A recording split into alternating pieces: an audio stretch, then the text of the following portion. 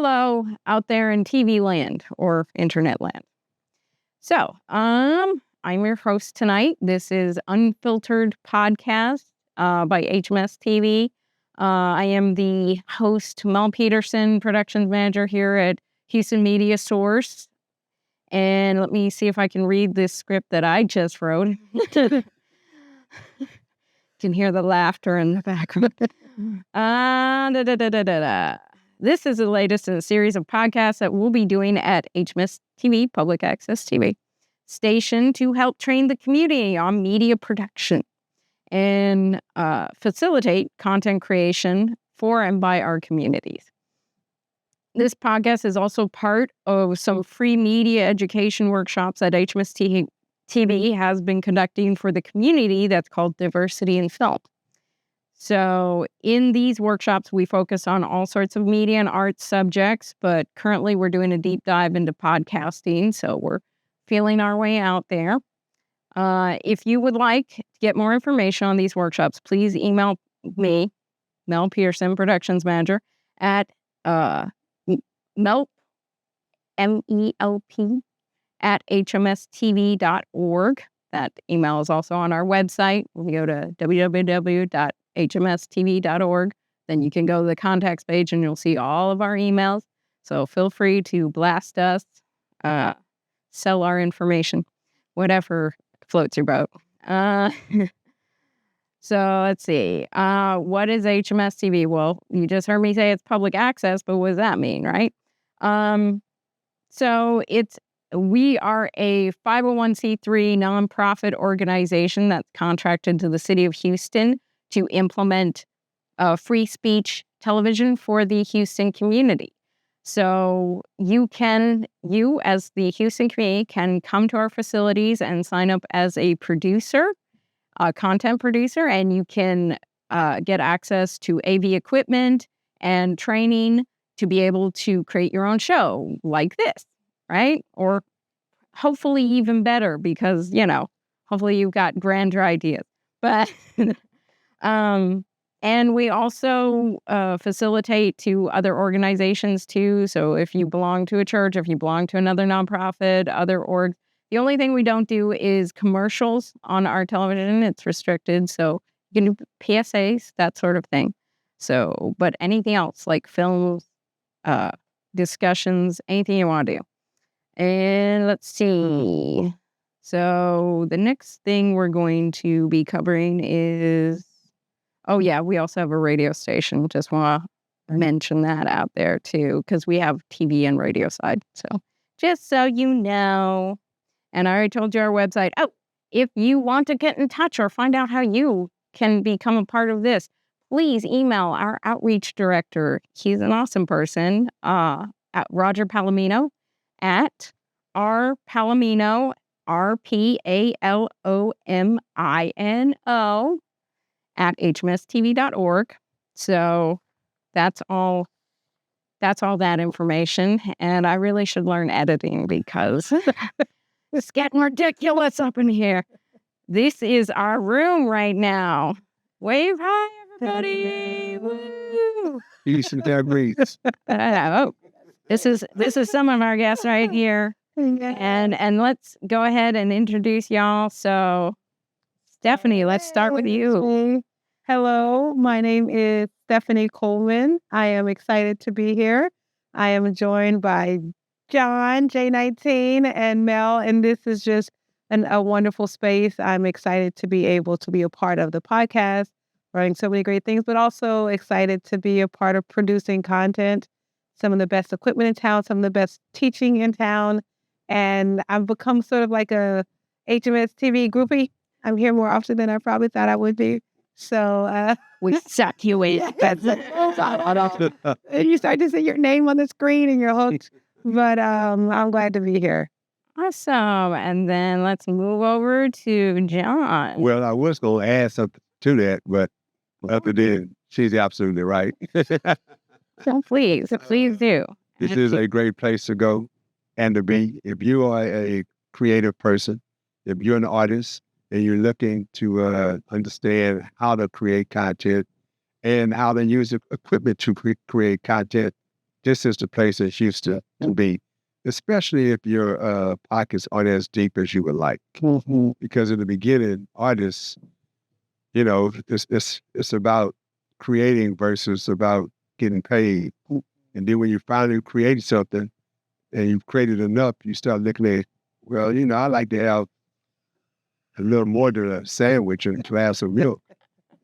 I like to start catching that bus and at least have a car. Then you look up, realize that you either gave rights away, you gave all your ownership away, and now you got to be like Prince, walking around with a smile on your face saying, the artist formerly known as Prince. Right. I mean, great artist, but he wasn't about the business in the beginning. So you can learn how to be what he could do. Prince did everything. Yeah. He played every guitar, every piano. There's more than one type of piano. Yeah. So Right. he did it all, but he didn't take it to the next level until he looked up one day and said, I'm hungry.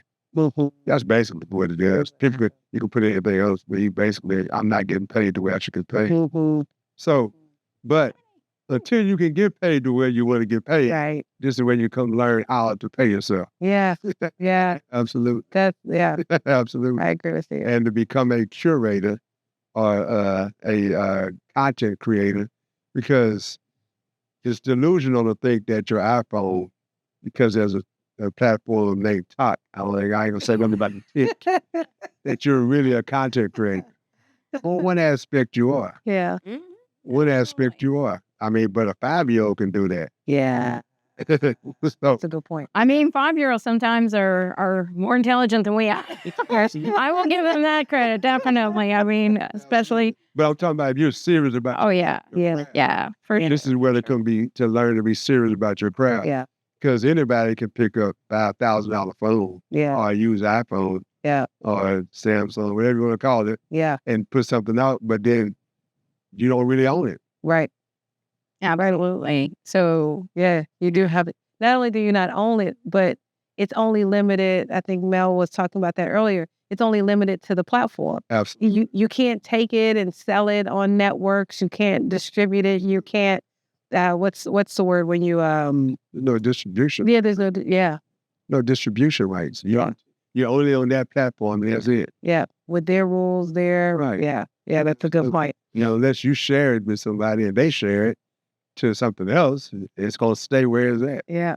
But the hard part is, how do you share it when it's TikTok is, well, the top is smart. it is the chalk. Is that they force you to format so proprietary to them Right. that where could you take it? Absolutely. Right? Where here, you can learn how to use real equipment, Real. how to edit it, how to get it right, how to get the sound right, how to get the lighting right, Yeah. how to get it right to where not only that, it's production value. Yeah. And you can get you can actually take it somewhere and they're like, you did this? Yeah. For real? Yeah. Well, what else can you do? Yeah. Yeah. I agree with that. I've even been in awe of some of the things that have been produced, like not only out of here, but like that we've even done together. Like you think it's a level until you actually produce it and realize, oh, this is what excellence looks like. Because excellence isn't making a video. Anybody can pick up the phone and make a video. Yeah. Or create content, but that's still just making a video. Yeah. This is way more than that. Yeah. And if you want way more than that, and you want to learn, and this is your place because it's Houston. It's called Houston Media Yeah. Source. Yeah. You can come learn at your place where your tax dollars go, and actually become a professional. Yeah. So just to cut in, good points all. Let's discuss a little bit about this setup tonight too, because you probably have noticed this is a bit unconventional. Yeah, I love what This is a little unconventional. This is a last minute adjustment because some helpers didn't show up. That's okay. But guess what? It's a training module. Yeah, I don't want to scare everybody. We don't want to scare everyone. Guess what? Great. This is what happens when you need to adapt. And sometimes we all need to adapt, you know. So It's impressive. this is kind of what we came up last minute to do. So right now I'm switching on what we call a Sony Anycaster. This is one of the equipments we use here at HMS. And this is mostly like for staff producers to use, but we've been using it with the podcast training too, because it is a live media content switcher. You can also do graphics with this. You can also have tons of different outputs, if you can kind of see that. You have like SDI. I'm going to give you some words now that you probably never heard of before in life. We've got HDMI. We got to check one. HDMI, right? We did at least got one. We got one. Hey, I can't. We got one. But it's like, so you have SDI cables, and you've got VGA cables, you've got RCA, which some of the older folks in the audience will remember in the days of yore. So you can kind of see live what we're doing right now. That's what we're doing. We're switching between all sorts of feeds, and this is a wide shot of our room. No. So, but so we're adapting right now to this setup. Usually you would be the guest host would be sitting across there, and then you'd have a tech crew who would be behind the scenes kind of, implementing the technology for this.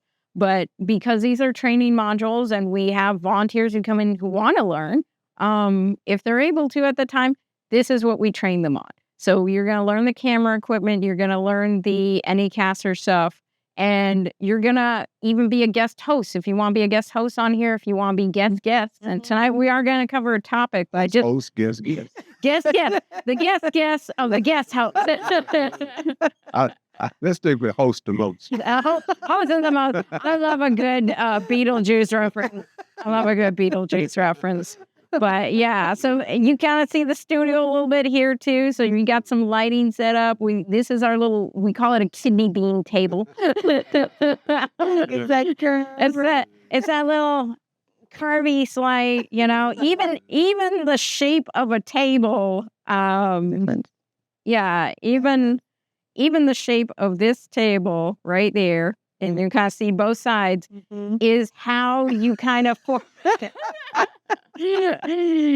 allow us all to be Vanna White right now. We're Vanna Whiting the table. So this is how you would essentially be setting up your guests, right? Because you have one guest on one end, one guest on another, and one guest in the center, and then you position your cameras to where you can get one individual without someone else elbowing into their shot or so.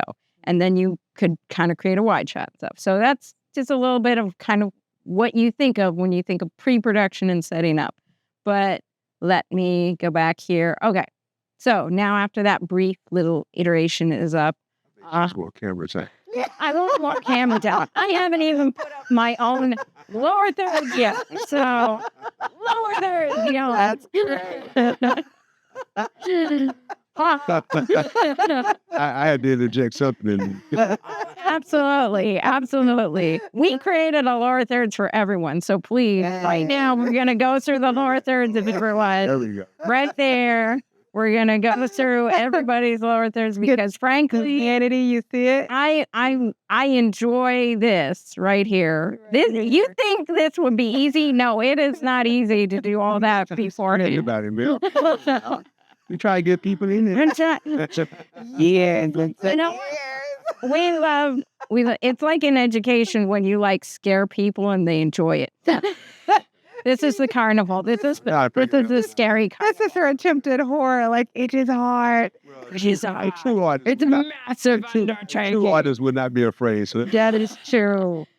But, it is not impossible to learn, though. Yeah. That's the thing. It's okay, a complex system intimidates people, but it's just a system with many parts to it. Yeah. Yeah, but I will give you this. You're a really good teacher. Oh, so that's going to make things a whole lot more easy. Well, I try. You know everything in here, so that helps. We say that. I pretend I know everything. I can tell you more than I say. No, we know, Mel. You can run that on the newbies, but we've. Well, I'm sitting at Jones. Definitely sitting at the table. And there's only you in here and you're running everything. Somebody knows something. Somebody knows something. You got me there. You got me there. I can't lie about that. Somebody knows something. That's a great. I guess there's some reason they made me a production manager. I can't just claim nothing on that. But anyway, anyway, come over here and get Mel to teach you. You ever seen the need to know about running a production? Then you can get your own show on here. And then you can have me on, and you can have Steph. Yes. Steph, they all me. Yes, we can volunteering and maybe do some big things here. I agree. Exactly. I agree. We're in a collaboration here. Yeah. Absolutely. It takes a village, and this is currently tonight's village. We're going to have the council meeting right now. So just a quick aside, we're going to give you a quick PSA. So this is coming up on Saturday. It is Aurora Picture Show. You should go to that. You should go to that. Yeah. You should go to that. So Aurora Picture Show is another arts organization in town. They just moved in down the street from us, actually. So if you come visit us, visit them too. And they're doing a night fest, which is going to be curated artists at Tony Marin Park from, I believe, 7:30-ish to 10 or 9 on this Saturday. And so carpool, because parking over at Tony Marin isn't so easy. Carpool when you can. They do have some attendant parking, and I'll be one of the volunteers. So I'll be helping you not die on the trail to the artist event. So it's always a good thing. And so they're going to also showcase a stop motion animation that they did with a kids school here in town over at Baker Ripley. And I got to participate mostly, and you'll appreciate this, John. I got to put our Houston Media Star's name in the stuff. So it's always the name shout outs, but I did also make sure Aurora was in there too. So I'm going to look forward to doing that and seeing that showcase. But guess what? They're also going to have food trucks. They're also going to have like a projection show under the bridge and everything. So come out, bring your cameras, take lots of media. Everyone knows everyone wants to take lots of their own TikToks and see themselves out there. So do that. And so, check that out. That's one of the art events we have coming up. And also at Houston Media Stores, we're going to have a workshop with a filmmaker in town called Molly Vernon. And she teaches over at College of the Mainland this Sunday. We're usually closed on Sundays, but we're going to have this workshop. So if you emailed her, RSVP her, she has her Facebook. You can also contact us, email us if you want to get into that. And they're having a workshop on fight choreography, as well as some script stuff. That's going to be from 10 a.m. until 5 p.m. There'll be a break around 1 for lunch. So please check these things out. We're putting them out there for the community. We're working with filmmakers in the community to try and give something back to y'all, because we don't want to have all this stuff and not use it, right, guys? Right. We don't want to have this. We're going to practice our kung fu. We want to get this out there. So come participate. That's great. I mean, I think that's the part that's really exciting. Like it's the camera, it's the lights, it's the mics. But to know, like, well, what are you trying to produce? If it's a podcast, that's a whole different knowledge base. But like a whole fight scene, that's a whole different way of like thinking, the logic behind it, the movement. Oh, yeah. Of it. I mean, John, because, John, give us a little bit of your shout out, your background. Come on. I've been lucky to get a couple of productions. Couple of productions. And I'm getting ready to kickstart my. I'm getting ready. I've just got back into the scene, but I'm getting back in right now as a director, writer. Wonderful. And I have a documentary I'm getting ready to come out with. Finish up shooting. But yeah, I've been on a few things. I did a couple of seasons of American Horror Story. We love the we love the fun show. Few commercials.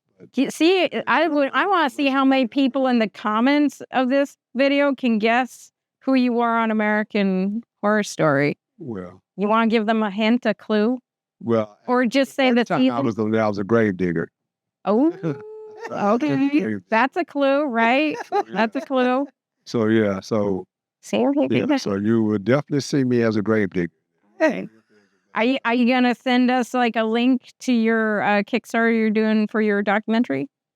So yeah, in a minute. The link and stuff will be the kickoff of the documentary will be for Indiegogo. Awesome. Everyone out there, you're looking to support a very, very good historical documentary. That's great. You will be able to see. I'm not going to tell you what the name is, right? It's a secret. No, I don't want it out until I publish. Oh, good idea. Good idea. Publish it. Yeah. Because not everybody is in your best interest. Oh no. That's a whole class. That's a whole class in itself, right? But I will be back on here again with Mel. Oh yeah. It's from the highest mountaintop to tell you where's the link at to contribute to a documentary that I believe everyone will love, and it has a Texas theme to it. So we love Texas. We back each other. Oh yeah, and I know firsthand. I sneaked a peek. It is wonderful. It is well done. It is well crafted. Thank you. It is what you would want to see in terms of the documentary. Like not only the story, the quality of the production, the quality of the script. Like I think anyone who sees it is going to be touched and moved. I will say this though. I have attracted a major actor to do the narration. Mm-hmm. And everyone knows this person. So prayerfully, it's done. Hey, that's done deal. It's a done deal. We'll get this money, and so that we can produce more stuff. Yeah. Here. And get these stories that are very vital and important to our community that most of us, it's right under our noses and we don't even know. Right. We just take this for granted. Right. And I believe that we will be able to touch everyone in Texas, right? People around the world. Because what it is about is global. Yeah. So this is a global story. And then I've had a couple of offers for some different roles, but I've been turning them down. I haven't really, for some auditions, I haven't really been doing any auditions or anything like that because I really want to do my stuff. Yeah. At this point. Yeah. You want to grow yourself as an artist. Absolutely. Absolutely. So, but yeah. So I don't even know what I think I might have 20 films underneath. I think that's impressive. I just thought that's like super impressive. Girl, like I don't even like. I don't have a feature, John. If it's not 20, it's less than that. It's close.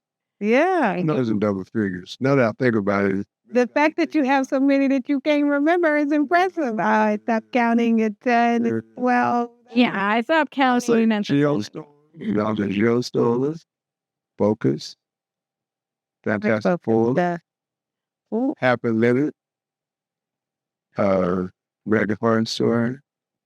What was that movie? TV show we did on CW? Starcross. Oh wow! That ran for a year. Yeah. Hey. I did. Went to New York and got on. Don't. Oh, what is CSI? Is that CSI? Oh, no, it's Law and Order. Law and Order. That's what. Yeah, I like that one. That's such a great sound. There you go. Yeah, I was like, everybody knows that sound. Oh my God, sound design in production is like you. It is such an amazing device for an immediate branding response. Yeah. Like you can't copy that. It's like I'll be doing dishes at home and I'm thinking, was it a TV show I grew up with or something where it's like Darkwing Duck? It's like it pops in your head and you're like, what the heck? I remember that. That's why media right now is so important. Yeah. I mean, because everyone is getting their information from media. Oh yeah. Well, I mean, the population, they're not reading as well as they used to read. At all. But Steph, you can speak to that. Yeah. You do your magazine, right? Yes. It's interesting. Steph, the magazine doesn't fall into that category. We get you can't go from people are not reading and then Stephanie, you do your magazine and don't go to get mail. What you trying to do? This is the thing. When you see her magazine, everyone. This is the thing. When Harry Potter came out, the people started reading again. People don't read. Now they got to read again. Yeah. Stop. Guess what? Stop stomping on. They're right. Straight with Harry Potter. What are you talking about that? This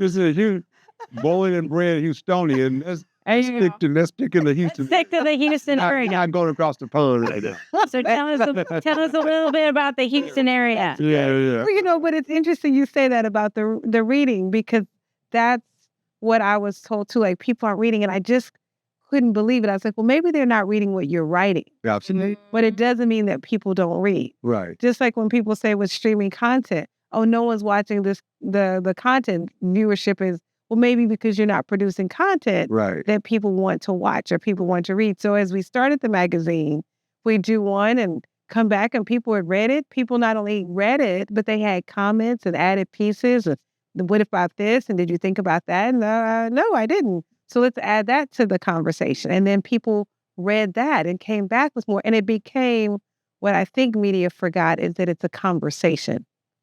And where social media works is that I can say something and you can comment back and I can evolve. Right. And the paper became like the principal of a university or of a high school. This is the rules. Kind of do you read it?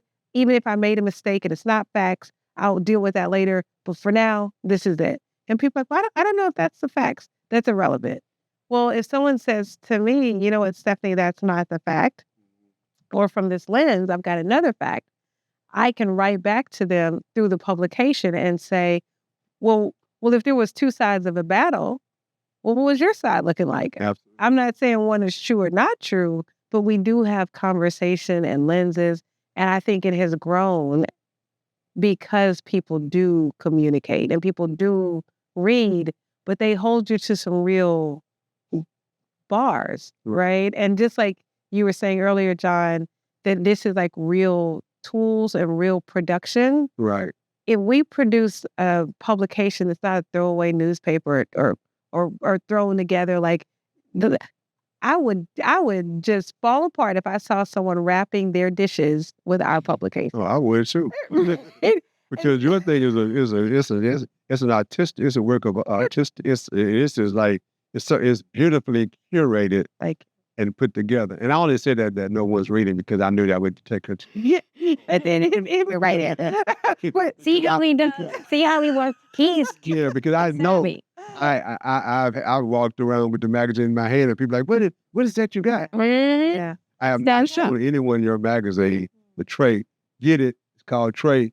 And all you people out there that need to advertise in a high luxury magazine, there's one in Houston that represents Houston in the way Houston has never been represented. And I'll put that up against any magazine right now that's out there in Houston. I guarantee, like what Charles Barkley say on Thursday nights, I guarantee. I guarantee. So again, I reiterate, we can't do ads. Right. In our opinion, it's a good magazine to check out. I did say, if you want. I did say my humble opinion. There you go. Don't be yourself. I'm not a president. And if I didn't say humble opinion, it must have just slipped me. I said it. I heard it. We're just going to say that. We do have, John, you always speak about excellence. Right. And I don't think excellence ever runs out of style. Yeah. And what people are asking for, they're getting whatever they can get. But if you put whatever they can get against excellence, they will, right? Yeah, they'll drink it up so fast. Right. They ask for more. Absolutely. There's a void with excellence. Absolutely. I don't think these kids plan on producing, but they don't have anything to measure it against. And when I see major networks, I'm going to say going to the level of the what are you doing? Absolutely. If you're supposed to be the bar that elevates, why are you chasing every new trend? I mean, reality, people they're doing all the commercials. They're putting them all in the movies. Yeah. If you could go to this season of American Horror Story, guess who's one of the main actors in there?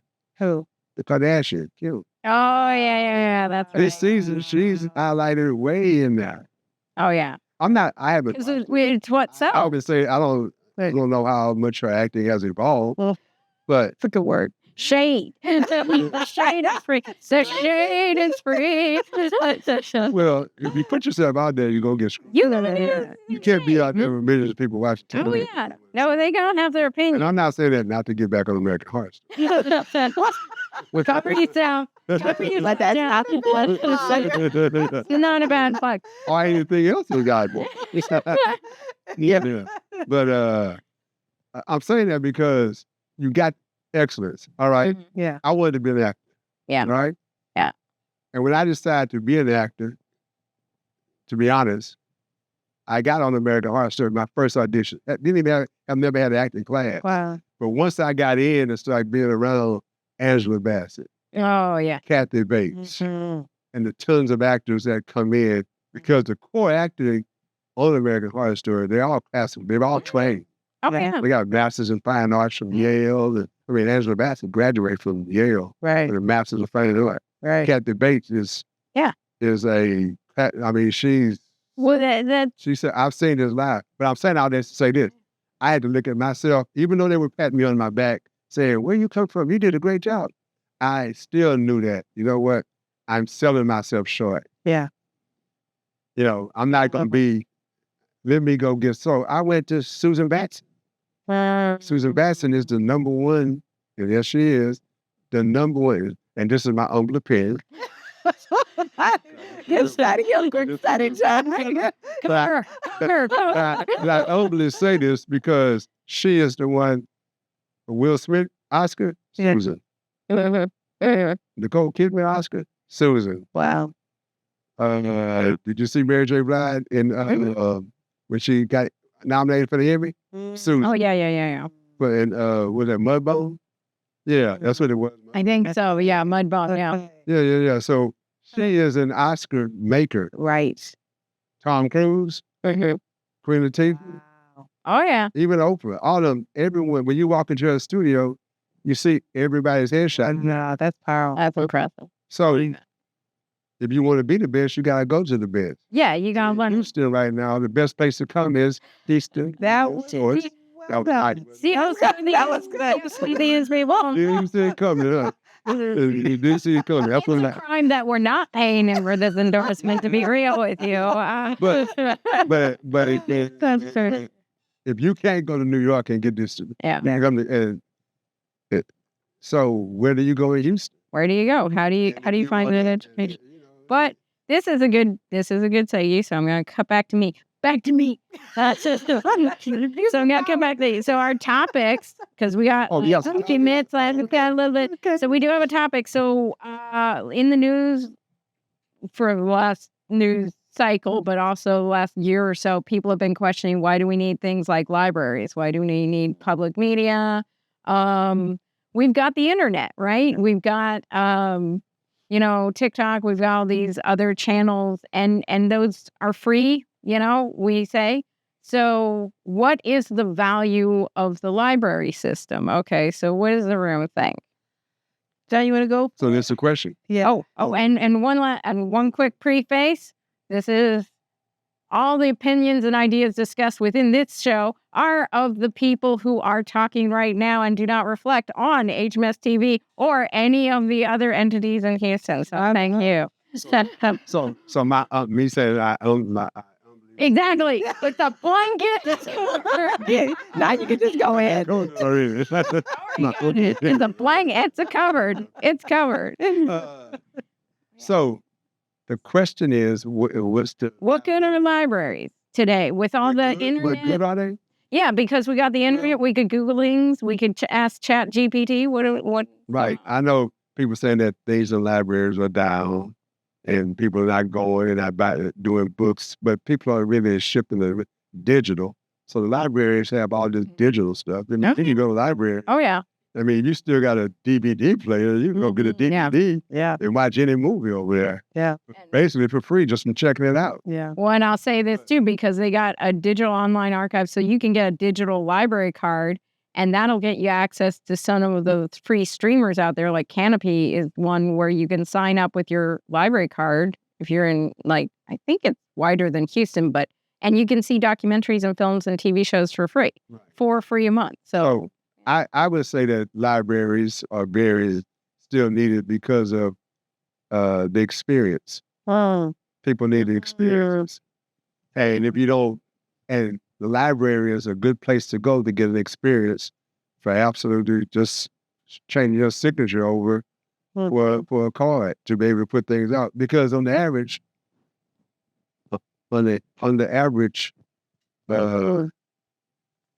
everyone's looking for an experience. Yeah, I agree with you. And if you want to grow the youth today up into a world to where they become critical thinkers, only become a critical thinker by having experiences. Right. Absolutely. I agree with you. And so the library is a great place. I remember the first time I went, the experience I had. Yeah.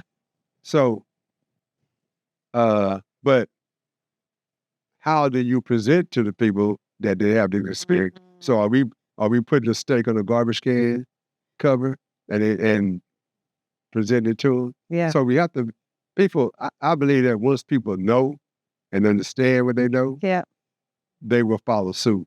I agree. Yeah. But if it's presented in a way to, then where is the library located at in the neighborhood or in the Yeah. how easy is it to get to? How easy is it? Especially like in Houston. Yeah. I mean, Well, the roads alone, right? How easy is it to get anywhere? that is not the best public transportation. Right. But there are libraries in neighborhoods. I know that. But I would, if I had to do anything about helping libraries out, is to create. Why are people going to concerts? For It's an experience. Why are they going to anything?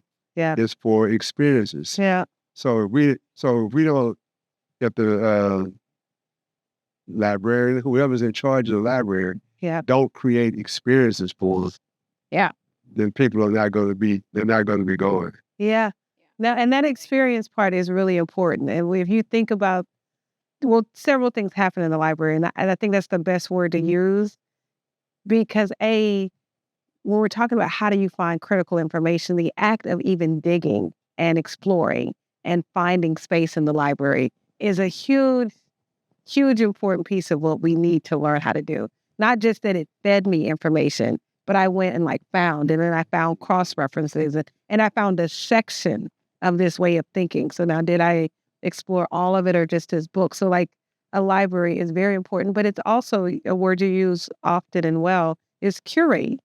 It's curated. So I can then go to the librarian and she can look and say, here is something that you might not have considered. Go to this section, go to this piece. There's a whole nother author series in a whole nother language on a whole nother floor that might really expand the way you are as a human.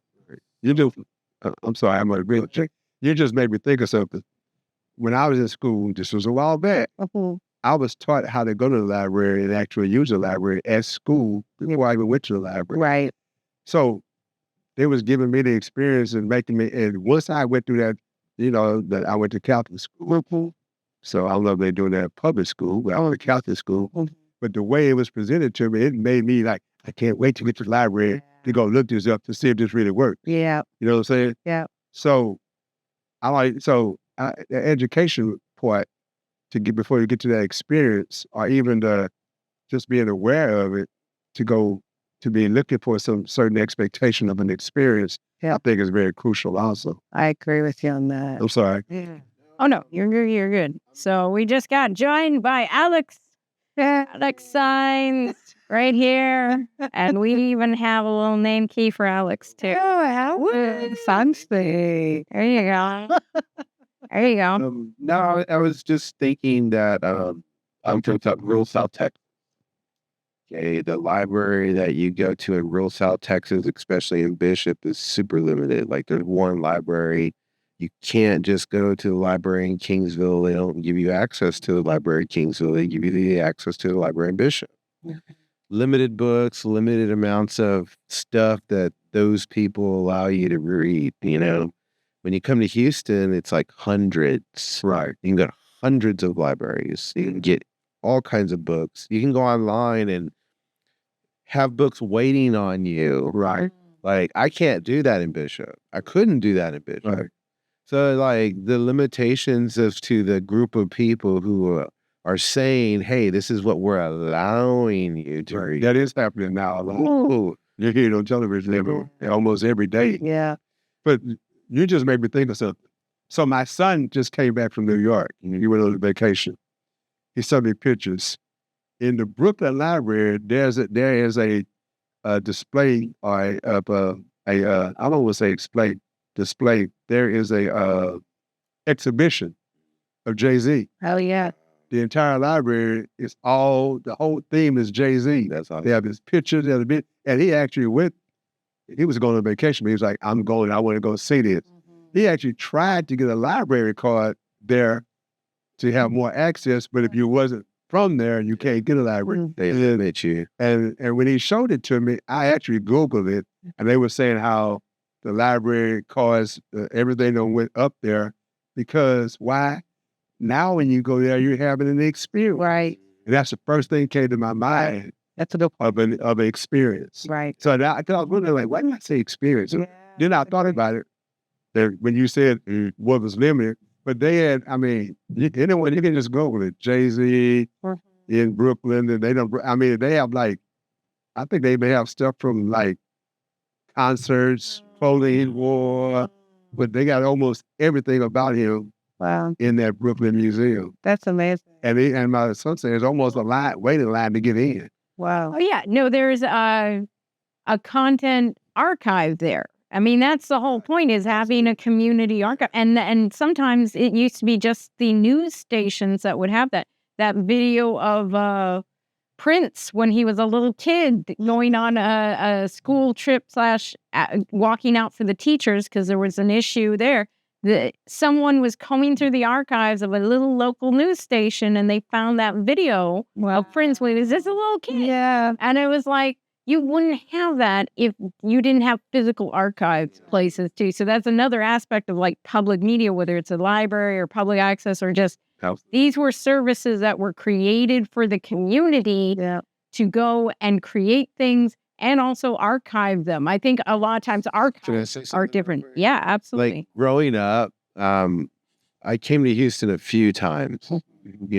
Growing up, we came to Houston and we came to rodeo and we attended concerts. And my dad, growing up, attended rodeo and went to concerts. And he said the person that he came to see was the Jackson 5. No. Okay. I saw the Jackson 5. But that's what I mean. And so the reality to that is that people have been watching concerts from way back when. And they have a documentary right now about Big Mama Thornton. Right. She wrote Hound Dog.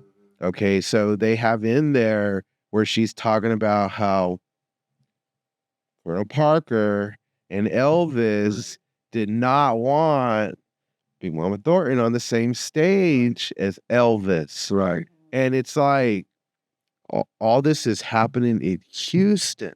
Right. Absolutely. And that's archive. Like, that's just real shit. Right. Yeah, absolutely. Yeah. And without that archive, it never happened. Yeah. Well, it wouldn't never happen because the people weren't going to allow They it. weren't going to allow it. Mm-mm.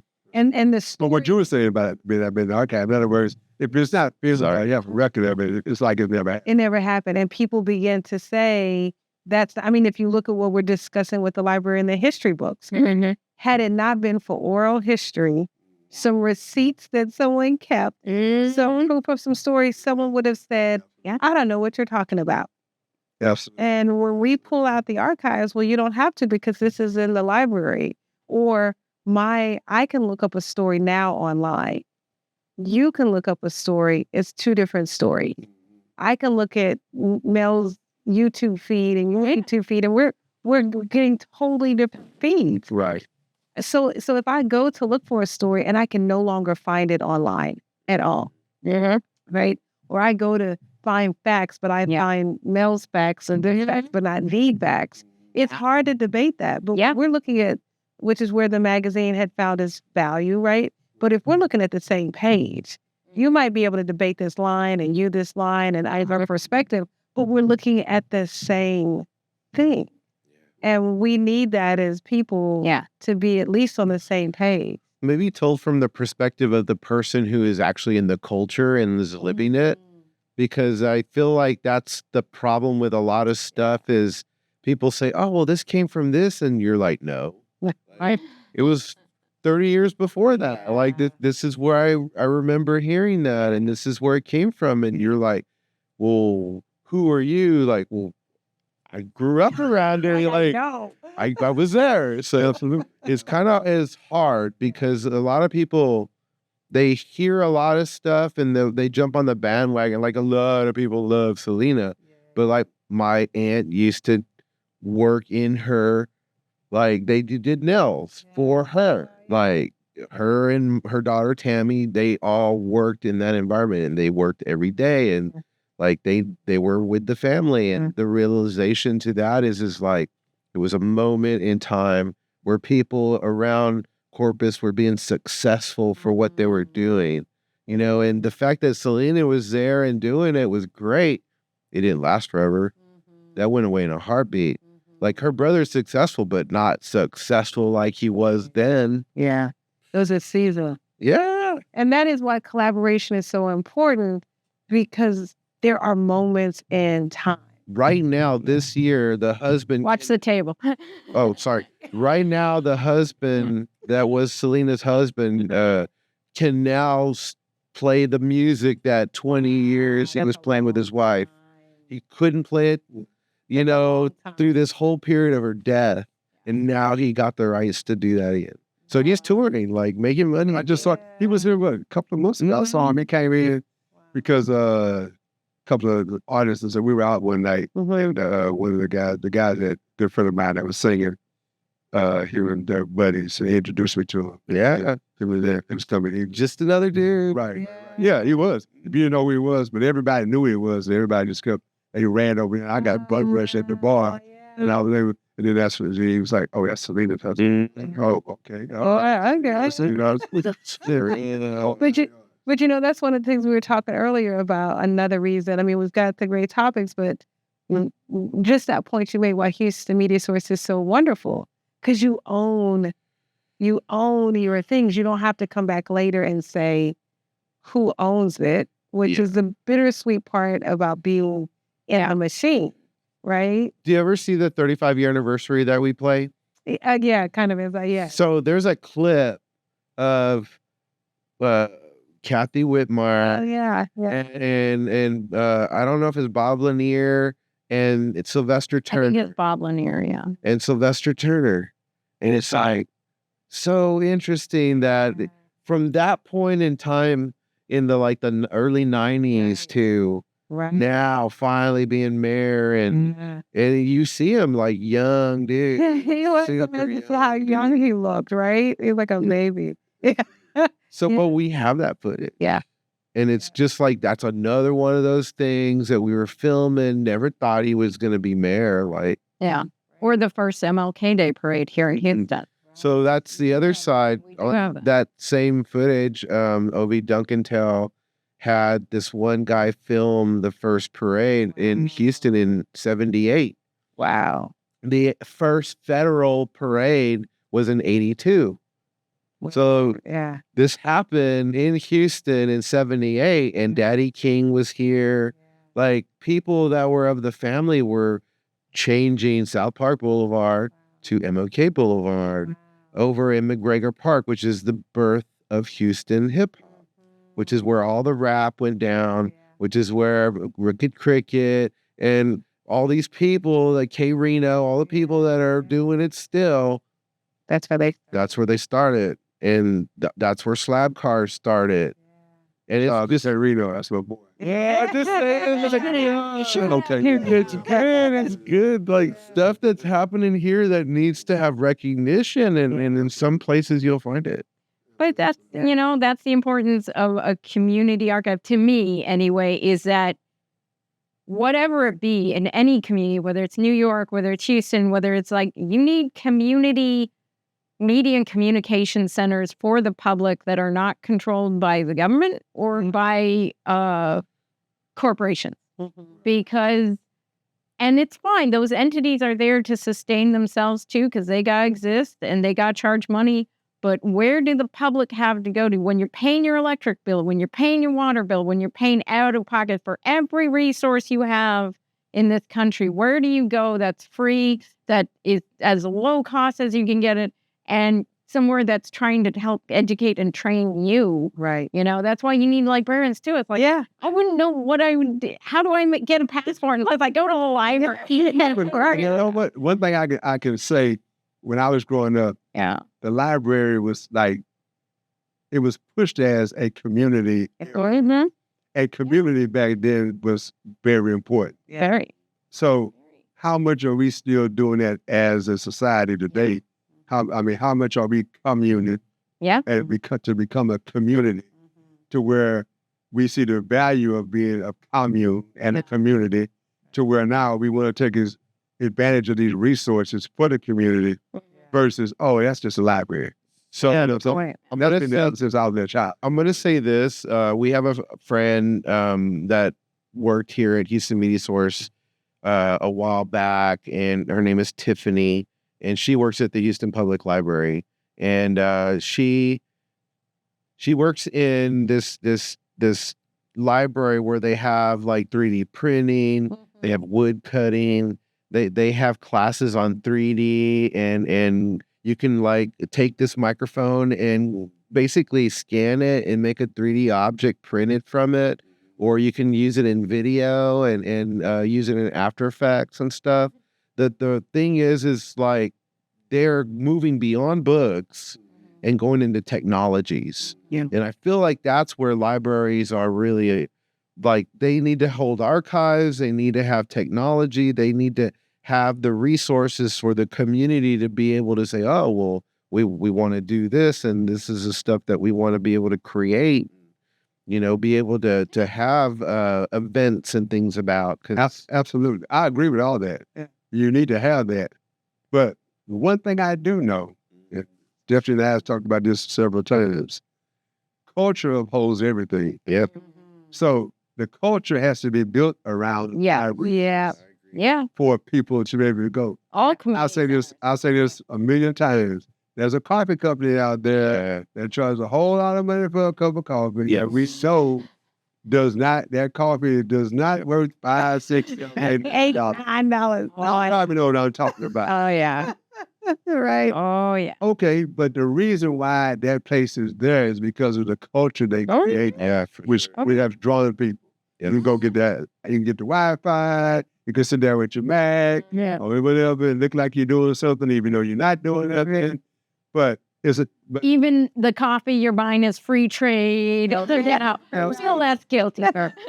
Absolutely. But regardless of what it is, they have created a culture, and the culture upholds business. Yeah. Without culture, you don't have a business. Yeah. And it's so funny you say that, because the truth of the matter is, had the library done that, there wouldn't have been a place for it to even be born, because all it did was allow people to come and be quiet and to access their communication and work and learn and share.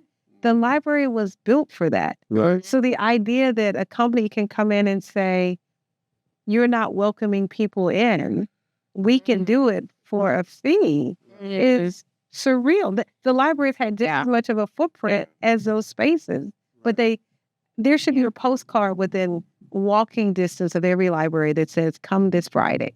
Right. Come this Thursday. You would never have had. They weren't designed to be that's what corporate is. They're an entity that encourages you, commercialism, right? It encourages you to come in and access that stuff, and it tempts you into it. But things like libraries, things like us, we're not set up to do that, because we're just here for you to enjoy, to access if you want to. We're not trying to make what we originally did is not what we do now. Oh, yeah. And what we could offer in 87 is not what we're offering. Very different. So I see that shift as well, having some impact on how we can offer what we do to the public. Yeah. Libraries can offer to the public, like, because they can only do so much. Yeah. Yeah. You know, Exactly. where I live right now in the League City area, they have a bookstore in the library. So they get donated books and then they sell them for like 50 cents or whatever. Good idea. And so they make a little bit of money for that little store to function and do its thing. And I think that's a cool idea. Like, Because it brings people through. mhm. Whether or not you make the money, you got this foot traffic. Yeah. And it's an experience. And it's That's an experience. You meet a lot because it was an older Indian man that was working there, and we were like, "Do we have the money?" Like, because it was 50 cents, and it's like, Right. let me go to the car. And, like, oh man, so it's just one of those things too of just he was basically saying, just take the damn book if you really need it, you know, like, and we were like, no, I think we got it, like, but that's a whole nother thing too. Like, it's a conversation you can have with Yeah. children. It's like these experiences that you have with people, and you're trying to see how y'all all like kind of fit with each other, and That's everything. But again, what you Yeah. said about community, I mean, that's it right there is like, how are we going to learn how to be with each other or how to function in our worlds and societies unless we have a space to go to collaborate, to network, to be together. And that can't always be a space that's asking you for money for coffee or something. You know? right. Houston's really hard that way Yeah. for as many people as I need to meet and build out yeah. community and partnerships. And to do these TV shows, you need help and you need. So that's the problem with television, period. Like, it costs so much, right? Not everything. I don't think everything is that. And some things are given monies just because of the nature of what they are. And But not just television. not this television station. This is very different. Right. And the ways that we get our money is super different Right. than Most people thinking, and I think that's why maybe certain things are done a certain way by people. They have this idea that that must transfer to this. Yeah. Oh, But yeah. no, That leads on to this, right? Surely. that $200 million blockbuster movie. just because the Matrix made a bunch of money doesn't mean everybody made a bunch of money. That's true. That's like no. And everyone did on that one. But the point I'm getting to is that for people to use a space like this, Yeah. you can't look at a $200 million blockbuster movie No. and think that that's the same thing over here. Oh, no. It is for its equipment. Yeah. It is for its having As the logic and the all that is same, but you don't need $200 million to walk through this door. No, That's what I'm saying. no. Oh, yeah, yeah. I was on a construction job where we were filming them doing fracking, and the person was like, "What we really need to do is film these tables where the glass of water was on it and see the waves." And it's like, you're gonna do a whole video, like an hour of these damn tabletops and this water just shaking, and who's gonna watch that? What are you saying? Like, what's the narrative of the story? Most people don't know that. They think Let's go PBS. That's what, like, we could spend all this money and just have shaky water. Like, dude, you're crazy. That's never gonna like make you like your money back. Not entertainment. unfortunately, this thing right here, Oh, I know. make everybody think that they're But this thing is a part of that. right. A video is It's making a video is not The brain power. or a documentary. the brain is the bigger tool. And I've had so many people come to me like, "Oh yeah, I made some videos too." Yeah. So what you doing? I'm like, How many million views you got? yeah. But any of you got views. You had what did you create? No, I get it. You had people dying by swallowing Don't capitate. Right. I'm sorry. Right. making videos. That is very true. The number, So that's just crazy. create creativity in his head. Yeah. You just trying to, that's shock value. They say there's something else now that Ozempic have the weight loss. Well, it's for I think diabetes, Well, yeah, right. but people are using it for weight loss. So there's this Ozempic challenge. Have you heard of that? I don't know. So people are eating Have you had your shot today? and they're eating oatmeal saying that oatmeal does the same thing as oatmeal. It's not true. It is not true, but Yeah. it doesn't stop. Have you ever had Ozempic? No. It makes you so sick. It makes your stomach turn. You can't hold anything in your body. So that's really where So the question then is, do you want to feel sick? Because it'll make you throw up right. every time. Wow. And I've had to reduce it because it makes me feel so sick. Yeah. And I've basically had to move off of it because I'm still throwing up because of it. Wow. You don't. They don't talk about. No, they do. They do talk about it.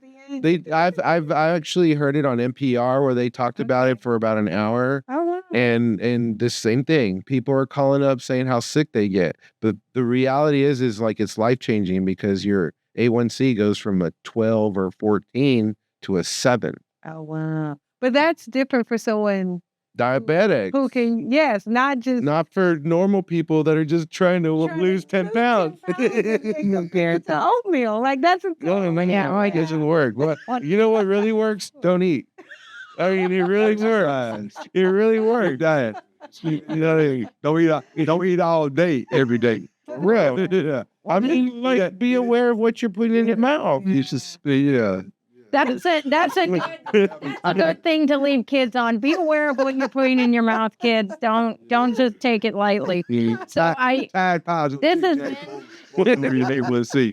this has been an hour. Okay, so we're to the end. We did an hour. It goes quickly, doesn't it? We already talked about me more. You're gonna have to come back so we can talk more about you. Now, this is definitely gonna have a part 2 in 20 minutes.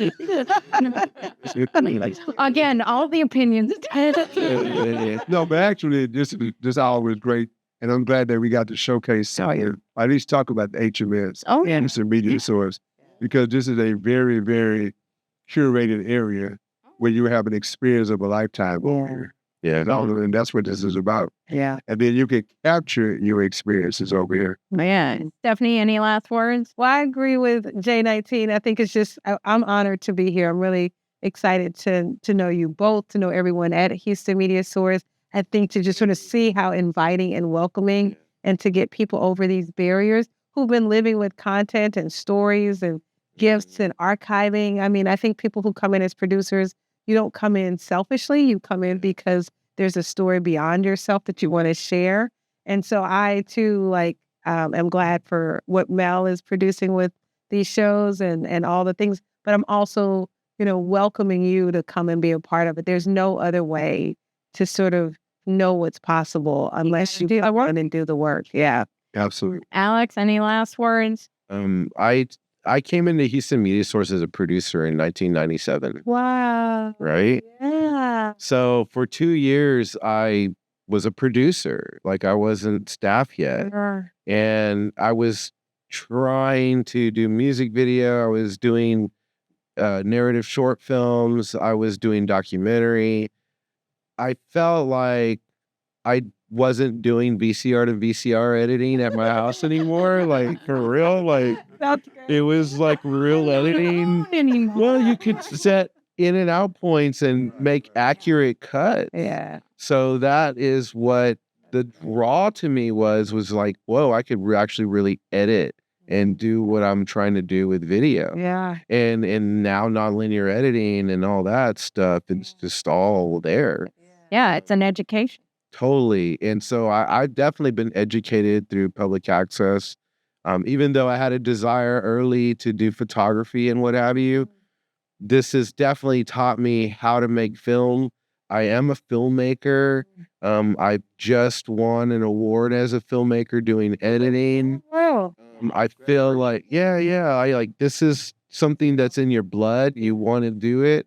Not everybody can do this. Right. Yeah. So that's like, it's for real. Like you really have to want to storytell or this is not for you. Yeah. And if you could really storytell, then not the accolade, not the money, like forget all that. Like just to have the story that you're telling, whether it relate to your father or somebody who's like the name just resonates forever in people's minds just because you're the one that brought it out.